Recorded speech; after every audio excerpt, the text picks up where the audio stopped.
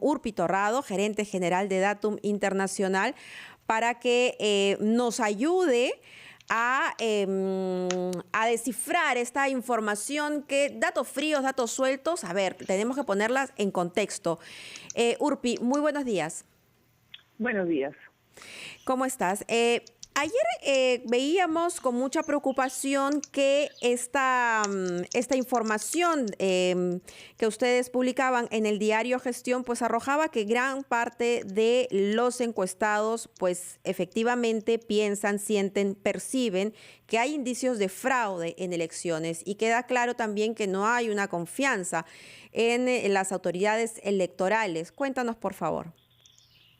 Sí, creo que hay dos partes en esta pregunta, pero Sí. la primera respecto a indicios de fraude, sí hemos visto que es casi 2/3 del país que cree que hay indicios de fraude, por lo tanto la gente de alguna manera quiere transparencia, quiere investigación, quiere que se llegue hasta el final, y esto lo vemos que es transversal, o sea, no vemos que sea solamente en Lima o solamente los votantes de alguno de los dos partidos que participó en la segunda vuelta. Vemos que esto se da en todas las regiones, es más, con más fuerza en el centro del país. Por ejemplo, 73% de la gente del centro cree que hay indicios de fraude, y lo mismo entre los votantes de ambos candidatos. En ambos casos hay porcentajes altos de gente que cree que hay indicios de fraude, y lo mismo en todas las edades, más concentrado en la gente joven. Es decir, desde los simpatizantes de ambos candidatos, pues consideran que hay fraude. Pero ¿qué pasa? O que hay indicios de fraude, para usar bien el término. Pero ¿qué es lo que va a suceder? Y eso es lo que nos preocupa cuando finalmente el Jurado Nacional de Elecciones proclame a un ganador, sea quien sea. ¿Qué va a pasar con esa población que considera que hay fraude y que ese resultado, o que hay indicios de fraude y que ese resultado les es contrario a sus deseos? Bueno, y por un lado lo que estamos viendo es que ahí también, o sea, si bien hay mayoría de gente que cree que hay indicios de fraude, luego hay dos posiciones o hay dos partes divididas de gente que cree que no, digamos, que cuestiona un poco el rol del Jurado Nacional de Elecciones y la OMPE, pero luego también respecto a lo que se debe hacer, ¿no? Hay una parte o una mitad del país que ya siente que esta situación es desgastante y que quiere que se anuncie un ganador, y hay otra parte que quiere que se llegue hasta el final y que se investigue. Entonces, claro, esta división hace que sea difícil de prever qué es lo que pueda pasar en la medida que, digamos, todavía hay actas por resolver. Entonces, en la medida que lo que continúe del proceso se dé transparencia y esta percepción de indicios de fraude de alguna manera se resuelva, que la gente se sienta... al final no se va a quedar contento con el resultado, pero que se sienta tranquilo porque el proceso fue transparente. Ahora, en tu experiencia, Urpi, esta desconfianza que hay hacia las autoridades electorales, hacia el Jurado Nacional de Elecciones, hacia la OMPE, ¿es algo coyuntural, es algo del momento, o los peruanos ya tenemos una tradición de desconfianza en las diferentes instituciones? Hay desconfianza en las instituciones, en la clase política, o sea, hay una desconfianza generalizada. En este contexto se ha agudizado particularmente hacia las instituciones electorales. Nosotros hemos trabajado o evaluado en procesos electorales anteriores, y la confianza en el jurado, en la OMPE, siempre había sido bastante más alta. Ahora, digamos, el contexto hace que haya aumentado la desconfianza y la percepción de que ambas instituciones no están siendo lo suficientemente imparciales respecto al proceso. Pero bueno, obviamente hay que ver si esta coyuntura se sostiene o pasado 28 de julio o pasado el nombramiento del presidente o presidenta, esto cambia. Esta es, digamos, la foto del momento. Ahora, otra parte de la encuesta que también es realmente interesante es la posición de los ciudadanos respecto a algunas propuestas. Y si hablamos del control de precio de productos y servicios, que es algo que proponía el ideario de Perú Libre, y también el cambio en la Constitución, pues vemos que, por ejemplo, el 67% de la población le considera que es inadecuado un control de precios y de productos y servicios. Y por otro lado, si hablamos de cambios en la Constitución, hay un 63% que dice que sí, que deben haber algunos cambios y solo un 20% que indica que el cambio de la Constitución debe ser completo. ¿Cómo se leen estos resultados en esta coyuntura en donde hasta el momento, quien tiene más posibilidades de llevarse la presidencia de la República es el señor Castillo? Claro, la lectura de esta encuesta lo que nos está diciendo es que la gente sí quiere cambios. De hecho, hay cuando hemos analizado el voto de Pedro Castillo, por ejemplo, una parte de sus electores votan, digamos, por el ideario, por las propuestas propiamente de Pedro Castillo. Hay un porcentaje que votó por él porque es anti Keiko Fujimori y hay otro porcentaje de gente que votó por él porque representaba, simbolizaba el cambio. Entonces, no es que haya una mitad del país que quiera un cambio radical. Lo que estamos viendo en la encuesta es que, en el fondo, lo que la gente quiere cambio. Y hay un porcentaje de ellos que quiere que ese cambio sea radical y hay un porcentaje de gente que no quiere cambio radical, pero sí quiere cambio. Es decir, sí quiere que se cambien algunos aspectos de la Constitución, sí quiere que se revise algunas políticas de Estado, porque la gente, en el fondo, lo que siente es que ha habido no solo desconexión, sino también olvido por parte del Estado hacia el desarrollo de algunas regiones, de algunas zonas y de algunos sectores de la población. Ahora, pero estos cambios sí tienen que ver con una proyección más social, pero si es que hablamos de cambios en el modelo económico, esta gran mayoría que responde que no quiere control de precios, que está en desacuerdo con la prohibición de las importaciones, ¿nos dice algo? Porque si la confrontamos a la pregunta de vigencia de los TLCs con otros países, ¿no?, de los tratados de libre comercio. Lo que están diciendo es que una economía cerrada, no. No, ajá. O sea, sí la gente quiere apertura, sí la expectativa es que el Perú ya está conectado al mundo y que tiene que seguir. Sin embargo, hay una reforma que es mucho más profunda y, bueno, en general la reforma creo que tiene que ser estudiada con un mayor nivel de detalle para ver exactamente, no sé, en la Constitución, ir capítulo por capítulo con cada uno de los temas para ver dónde están esos ajustes que tienen que hacerse. La población al final no son expertos, ¿no? Y eso lo vimos, por ejemplo, cuando hubo la reforma política. La población no es experta, no entiende, digamos, de la parte técnica, pero sí lo que entendía en ese momento es que había que haber un cambio porque tal y como estábamos, había muchísima corrupción y hoy día también el espíritu de ese mensaje se mantiene. Es decir, tal y como estamos, el país no está funcionando, hay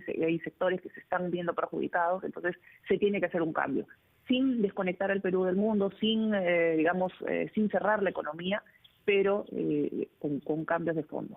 Y tú has hablado precisamente, ¿no?, esta situación, la fotografía del momento del país, no solamente electoral, económica, sino también en cuanto a salud pública, ha cambiado muchísimo desde la primera vuelta. Inclusive ha cambiado muchísimo desde que los diferentes partidos, ¿no?, entregan sus planes de gobierno. ¿Cómo es que estos se tienen que modificar con el tiempo para atender los principales problemas que el país tiene en estos momentos? Y hay una lista de preocupaciones que la ciudadanía considera que el próximo presidente debe atender.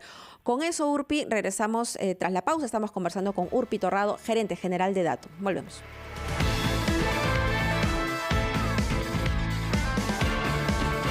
19 minutos, continuamos conversando con Urpi Torrado, gerente general de Datum Internacional, a propósito de la publicación de la encuesta realizada, en la que, nos deja, y yo no quiero ser concluyente, Urpi, y sí quisiera que tú lo digas, porque tú has seguido durante todo este tiempo los resultados de las encuestas, las has analizado, pero yo te lanzo la pregunta. El señor Vladimir Cerrón, hace unos días, a través de su cuenta de Twitter, decía que la mayoría de la población, o por lo menos aproximadamente el 50%, había votado por el programa de gobierno de Perú Libre.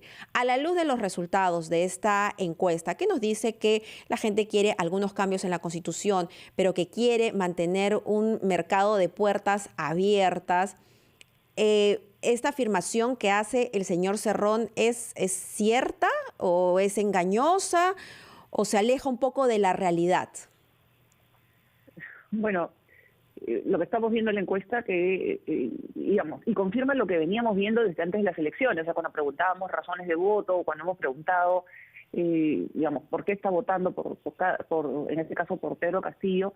En general, como te decía, vemos una división entre aquellos que están votando por efectivamente el plan de gobierno y por un cambio radical, pero hay quienes no estaban necesariamente votando por un cambio radical, sino estaban votando por un cambio. Y es más, esa era la principal razón de voto y que de alguna manera eso lo, digamos, blinda a Pedro Castillo, ¿no? O sea, con todos los, en algún momento, errores de la campaña o incluso frente a todos los ataques que recibió, la gente igual, digamos, optó por, no sé si todo lo que estoy escuchando es cierto o no, pero sin embargo la gente decía, queremos cambio y esta es una alternativa de cambio, porque claro, era una cara, si bien Pedro Castillo tiene una trayectoria sindical y tiene una trayectoria política también, en general la gente lo percibía como nuevo, ¿no? En relación a Keiko Fujimori, que ya había participado en 3 procesos electorales, entonces eso hacía que representara de alguna manera la continuidad digamos, de la política actual, ¿no? Entonces,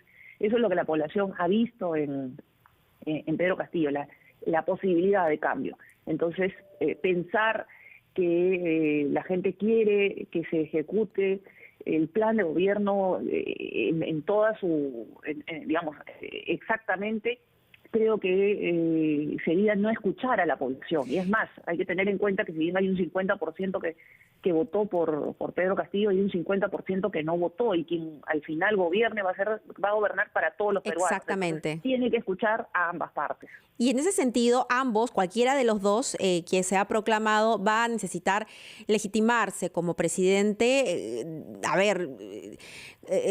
teniendo en cuenta eso, que va a gobernar para todos los peruanos, no solamente para quienes votaron por esa candidatura. En ese sentido, ¿qué tan viable sería que hayan muestras desde, por ejemplo, el caso de Pedro Castillo, hacia una izquierda más moderada o una hoja de ruta, ¿no? Porque sí escucho voces desde la izquierda radical que piensan que una hoja de ruta pues podría ser como una suerte de traición, pero estamos hablando de todos los peruanos. Creo que la expectativa de todos los peruanos, y en general, no solo hacia Pedro Castillo, sino a quienes llegan al poder en general, ¿no? O sea, esto lo venimos viendo en diferentes procesos electorales, es que una parte de las propuestas y los planes se tienen que cumplir y hay otra parte que se tienen que ajustar, escuchando cuáles son las necesidades y conociendo ya desde el gobierno qué es lo que el Perú necesita. O sea, como te decía, de fondo, la gente sí quiere cambio. Lo que pasa es que dentro de todos los problemas que pueda tener el Perú, hay algunas cosas que sí se van a ajustar al plan de gobierno y hay otras cosas que se tienen que hacer cambios, que se tienen que hacer ajustes y se tiene que escuchar a la población. En ese momento, ¿qué es lo que la población está pidiendo? O sea, ¿cuál es la prioridad que debe atender el próximo gobierno? Mira, una de las cosas más interesantes para mí de la encuesta es cómo se ve el cambio de prioridades. Hasta hace poco el tema de seguridad ciudadana y lucha contra la corrupción eran las 2 principales prioridades para la ciudadanía. Hoy día las 2 principales prioridades están centradas en el tema de la salud y la pandemia y el tema económico. Y es más, dentro de cada uno hay un montón de aristas, ¿no? Porque mientras algunos reclaman reactivación económica, otros generación de empleos, hay muchas alternativas, y lo mismo en el tema de salud, desde mejorar la salud pública de manera general hasta acelerar la vacunación, digamos, toda la lucha contra la pandemia y ambos de la mano con el tema de educación, ¿no? El tema de educación sí es una constante desde hace mucho tiempo, hay una preocupación por la mejora de la educación en el Perú. Urpi, muchísimas gracias. Gracias por estos minutos en los que nos has ayudado a hacer un breve análisis de esta encuesta que sí, que creo que lo importante aquí es cómo hacemos, y es el reto que se tienen que plantear todas las instituciones, cómo hacemos para recuperar la confianza de la ciudadanía, pero por otro lado también para que cada uno de los actores también asuma su responsabilidad del camino al que nos están llevando. Gritar fraude por todas las esquinas del país no nos va a llevar a ningún lado. Al único lugar que nos puede llevar es al caos. Y quien gobierne y quien sea proclamado como presidente en los próximos días va a necesitar de la otra mitad del país y va a tener que tomar en cuenta a esa mitad del país. Nuevamente, Urpi, te agradezco muchísimo. Son las 7 de la mañana con 25 minutos.